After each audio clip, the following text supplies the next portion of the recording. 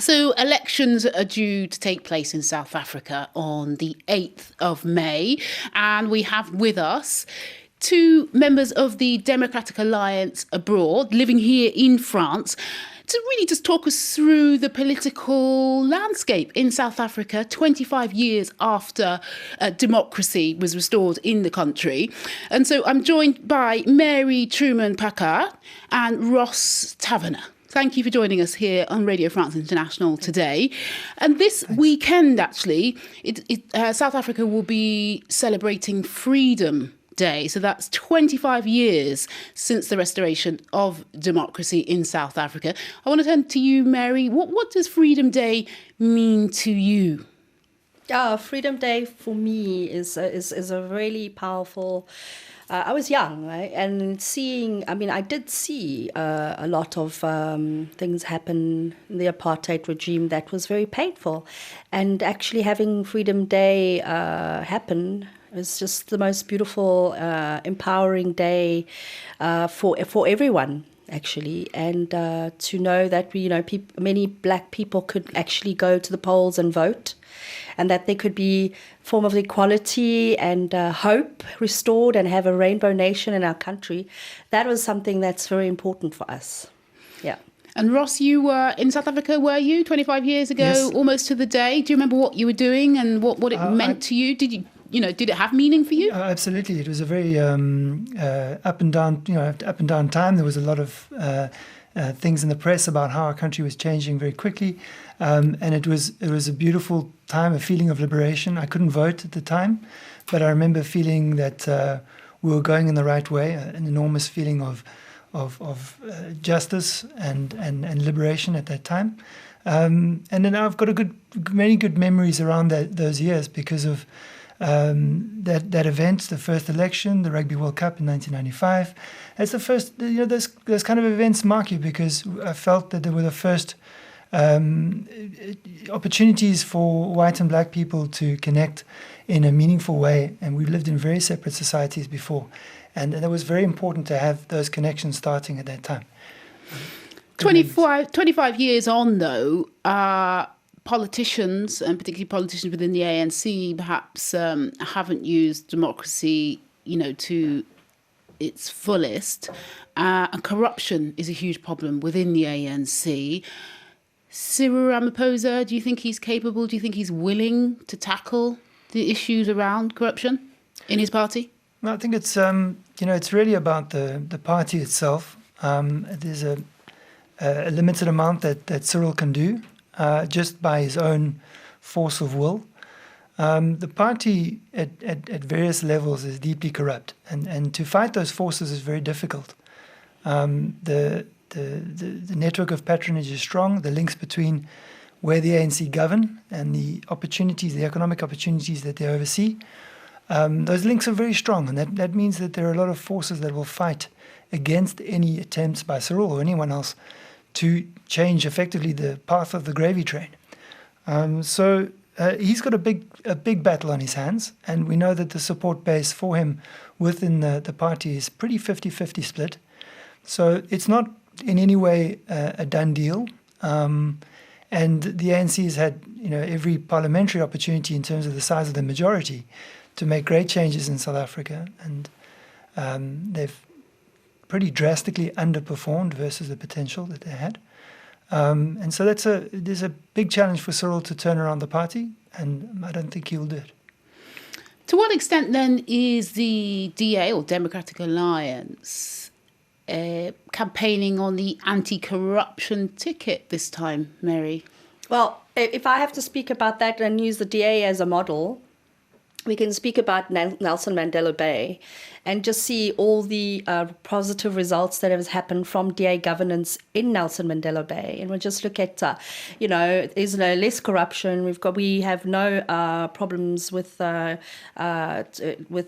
clean water, having water supply, having a good justice system.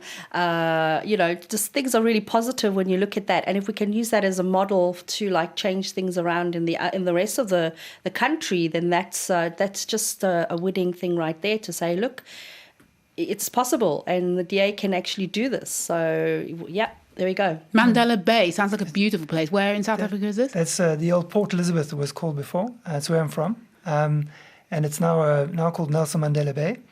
And it's probably a municipal region of about 1 million people, southeast coast. Interesting. And then the dark side then of the scourge of corruption is probably best illustrated through the decline of Eskom. Absolutely. That's the electricity provider, supplier in South Africa.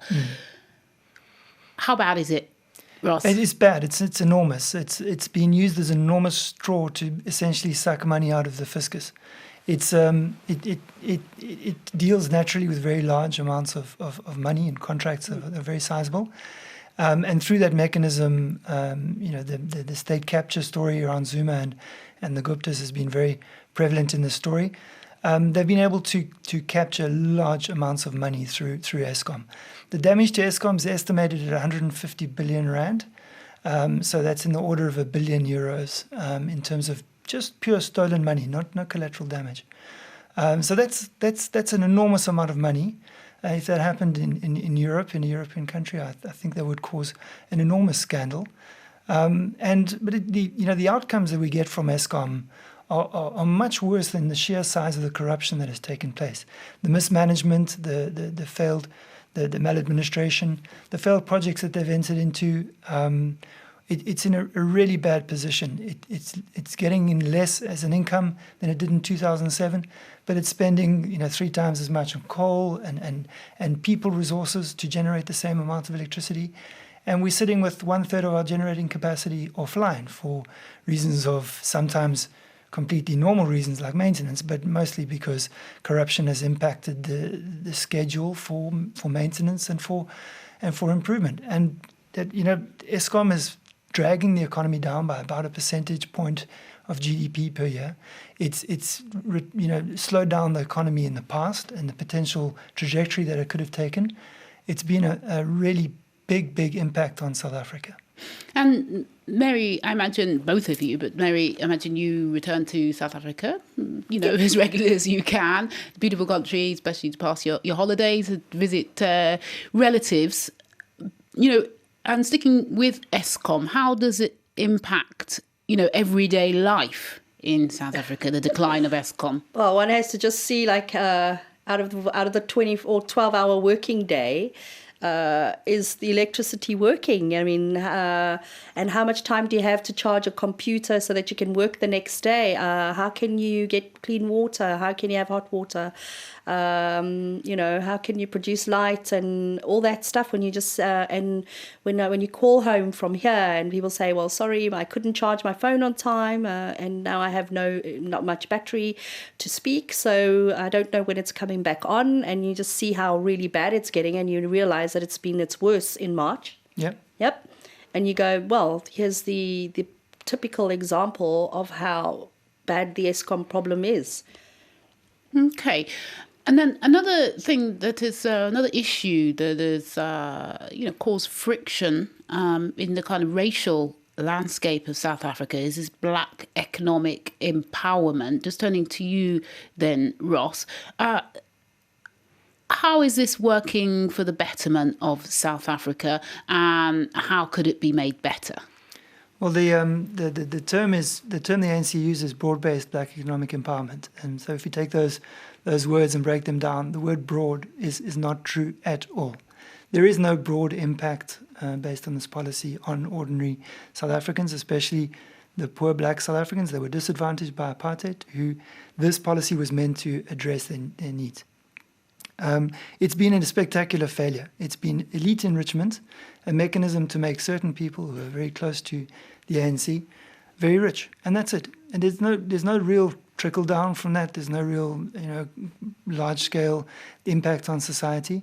If we need to empower people in a way that builds their capital, allows them to grow wealthy, to start their own businesses, we need to do a massive range of policy solutions that are far wider than just a single quota-based black economic empowerment policy. And I wondered to what extent lack of economic empowerment or its mismanagement has led to white emigration, because I meet in my travels around the world white South Africans much more than I do meet black South Africans who've left the country. So is, white immigration still happening? And if so, why? Well, it's really happening for sure. But the black people are doing that too. Those that can afford it and want a better life and have good education, want to get out of South Africa to make a better life for their country, so that eventually one day, as for the white people, that we and the coloureds and the Indians, we want to go back, hopefully, and try and change that. If we can come here and do something from here for our country, then we're going to do it. We're going to do the best we can. But unfortunately, the ones that are suffering majorly are the poor. And the elites, corrupt governments, are not helping the poor black people. And that's our majority in South Africa. And they can't immigrate. So it's us to try and do what we can here abroad to see if we can change things. And is this a discussion within the Democratic Alliance, how to kind of curb, let's just say, emigration, people leaving the country regardless of their colour? Is this a conversation that's being had within the DA? Well, I think the general drivers of what makes people emigrate is definitely being tackled. So, we have 37% broad-based unemployment. So economic opportunity, I think, is the biggest driver to force people to look elsewhere for jobs. There is some racial aspect to that. Some people believe that because they are white that they don't have equal opportunities to jobs or what have you. The DA doesn't believe in quotas per se in that regard, but obviously we believe in redress of apartheid. And we do try to tackle the problems of the joblessness and the economic opportunity, which is like the flaw for this problem. So definitely we're very open to getting the brain drain that has happened already, getting it turned around and getting people to move back to South Africa, bring their skills, bring their capital, bring their experience back home. And then another, let's call it boogeyman in South Africa, is talk of land redistribution. And I think particularly when you look at your neighbour Zimbabwe and how badly that was managed. What's the DA's stance on land redistribution? And that, just to be clear, is that a high percentage of land is still owned by white farmers in South Africa, even though white people only make up 8 to 10% of the population. That's right. So what's the DA's stance on land redistribution? We definitely believe in land reform, and the skewed ownership pattern can't persist into the future without end. We don't believe in the ANC/EFF policy of expropriation without compensation.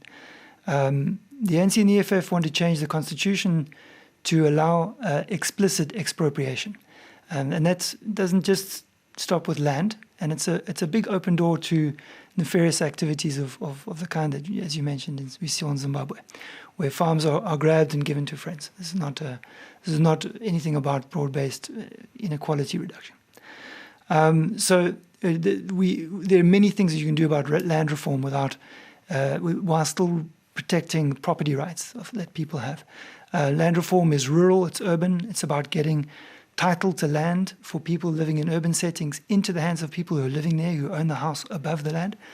Those things are very important. The DA is very effective in getting the title out to people in the cities that they govern in. And that's, then people can build capital from that. They can have access to finance, they can, invest in that home, et cetera, et cetera.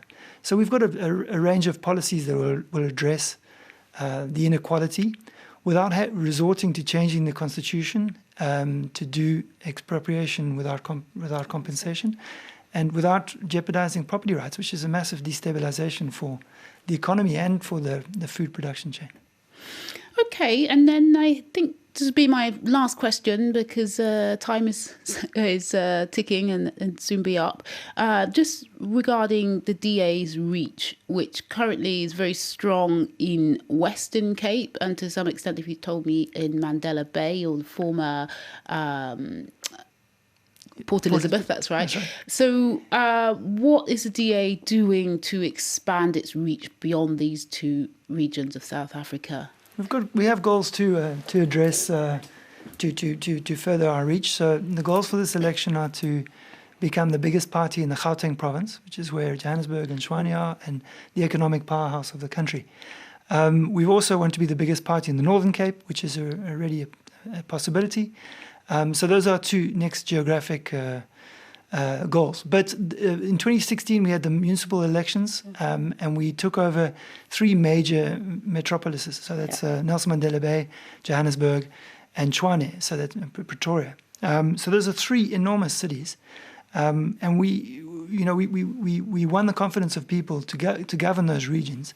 And from those central points, we'll hopefully the model of good governance, the better outcomes for people, better service delivery, everything that we're good at, will expand from that point outwards. So we'll keep growing. We'll keep growing within cities. We'll keep growing endemically, and we'll keep getting more and more support across the country.